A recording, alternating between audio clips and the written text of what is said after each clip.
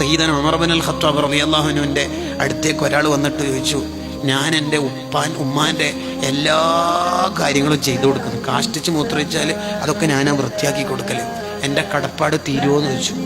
Duty കഴിയോ? ഇല്ല. എന്തേന്ന് ചോദിച്ചു. നീ നിൻ്റെ ഉമ്മാൻ്റെ ഇതൊക്കെ വൃത്തിയാക്കി കൊടുക്കുമ്പോൾ നീ ചിന്തിക്കുന്നത് ഉമ്മ മരിക്കുന്നവരല്ലേ ഇത് ചെയ്യേണ്ടുള്ളൂ എന്നാണ് അല്ലേ?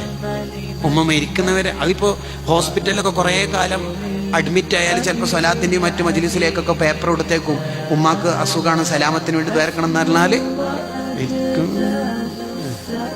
അല്ലേ? അതാണ് ഹൈറെങ്കിൽ നിന്ന് ചിലപ്പോൾ തവീൽ കൊടുക്കാം അല്ലേ?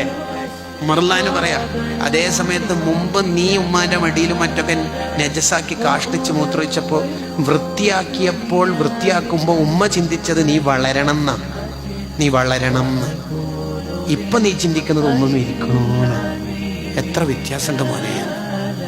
ഞാൻ ഇതൊരു സ്ഥലത്ത് വയല് പറഞ്ഞിട്ട് തിരിച്ചു വരുമ്പോൾ എന്നെ ഒരാൾ കുറേ സമയം മുസാഫത്ത് ചെയ്ത് കെട്ടിപ്പിടിച്ചിട്ട് കരഞ്ഞിട്ട് പറഞ്ഞു, എൻ്റെ ഉമ്മാക്ക് സുഖമില്ല ഉസ്താദേ, ഉമ്മ തങ്ങളെ എന്നോട് പറഞ്ഞതുപോലെ എനിക്ക് തോന്നുന്നു, ഞാൻ എൻ്റെ ഉമ്മാന്റെ ചികിത്സ നടത്തുമ്പോൾ ഞാൻ വിചാരിക്കല് ഇത് മരിക്കുന്നവരല്ലേ വേണ്ടുള്ളൂ എന്നാണ്.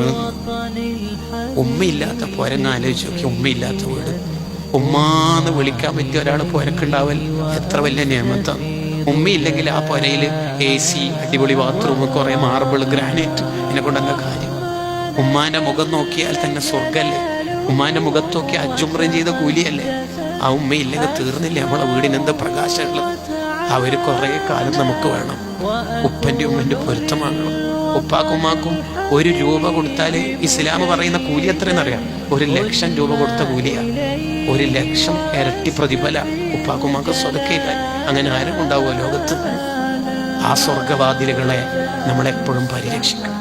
ഉമ്മാനെ കുറിച്ചിട്ടുള്ള വാല് ഉമ്മ മരിച്ചതിന് ശേഷം കേട്ടിട്ട് യൂട്യൂബ് പ്രഭാഷണം കേട്ടിട്ട് കരയുന്നതിനേക്കാൾ നല്ലത് ഉമ്മ ഉള്ള കാലത്ത് ഉമ്മാനെ ചിരിപ്പിക്കുകയാണ്.